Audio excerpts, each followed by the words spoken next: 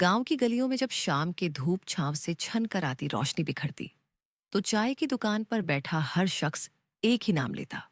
विवेक कप्तान साहब। विवेक सिंह, 28 वर्षीय, एक भारतीय सेना का जवान, जो हर बार छुट्टियों में जब गांव आता तो सबकी आंखों का तारा बन जाता। ऊंचा कद, तेज चाल और सच्चे फौजी की तरह गंभीर चेहरा। लेकिन उसका दिल एक कोने में बहुत ही कोमल था, और उस कोने में धीरे धीरे एक नाम पनप रहा था। नैना।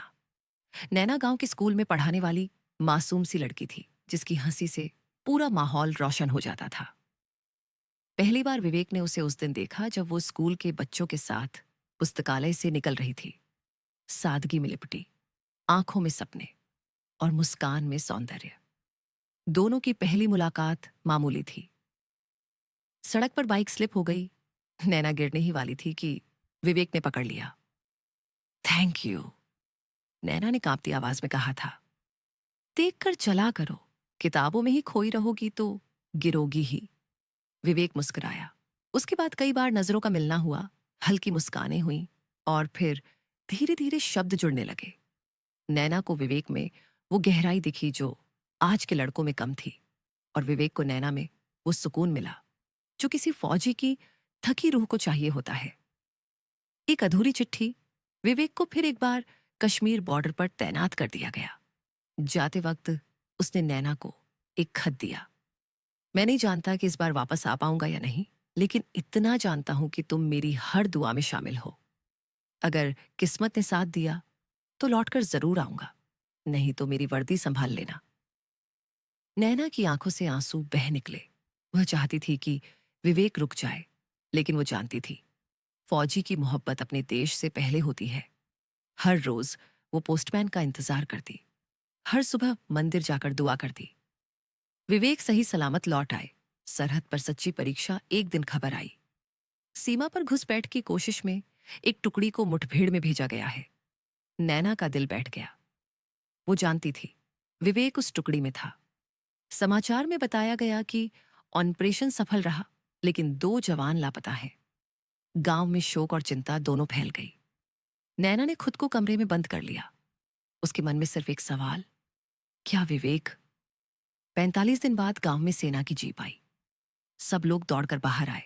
नैना भी भागी। जीप से एक दुबला पतला जवान उतरा, सिर पर पट्टी, हाथ में प्लास्टर, लेकिन मुस्कान वही थी। विवेक! नैना चिल्लाई और भागकर उससे लिपट गई। गांव वालों की आंखों से आंसू बह निकले। विवेक ने बताया कि घुसपैठियों के साथ संघर्ष में वह और एक और जवान जंगल में भटक गए थे। 12 दिन तक बिना खाना पानी के उन्होंने खुद को छुपाकर रखा। फिर जैसे तैसे बचाव दल ने उन्हें खोजा। मैं हर रोज तुम्हारी तस्वीर देखता था नैना, उसी से हिम्मत मिलती थी, विवेक ने कहा। प्रेम प्रस्ताव। एक फौजी अंदाज में कुछ दिन बाद गांव में स्वतंत्रता दिवस का आयोजन हुआ। सभी बच्चे झंडा फहराने के लिए इकट्ठा हुए थे। नैना मंच पर थी और विवेक दर्शकों में। कार्यक्रम खत्म हुआ तो विवेक मंच पर गया। आज एक और स्वतंत्रता चाहिए मुझे, उसने माइक में कहा। लोग चौंके।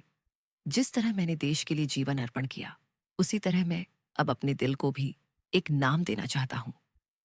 वह नैना के सामने गया, घुटनों पर बैठा और अपनी जेब से एक छोटी सी डिबिया निकाली। उसमें एक साधारण अंगूठी थी, लेकिन उसमें सच्चे प्रेम की चमक थी। नैना, क्या तुम इस फौजी की अधूरी जिंदगी को पूरा करोगी? नैना की आंखें भर आईं। पूरे गांव के सामने उसने हाँ कहा। तालियों की गूंज में एक नई कहानी जन्म ले रही थी, जो सिर्फ प्रेम की नहीं थी, बलिदान और विश्वास की भी थी। एपिलॉग। एक नई शुरुआत। विवेक और नैना की शादी बहुत सादगी से हुई। शादी के बाद भी विवेक ड्यूटी पर वापस गया, लेकिन इस बार हर बार लौटने का वादा लेकर। नैना ने स्कूल के साथ साथ गांव में शहीद जवानों के परिवारों के लिए एक संस्था शुरू की, वीरांगना, जहां वह वीर पत्नियों और बेटियों को शिक्षा और सम्मान दिलाने में लगी रहती। हर साल 15 अगस्त को दोनों साथ मिलकर गांव के बच्चों को ये सिखाते, मोहब्बत सिर्फ पाने का नाम नहीं, निभाने का भी होता है। और एक सच्चा प्रेम सरहद पर खड़े जवान की तरह अडिग होता है।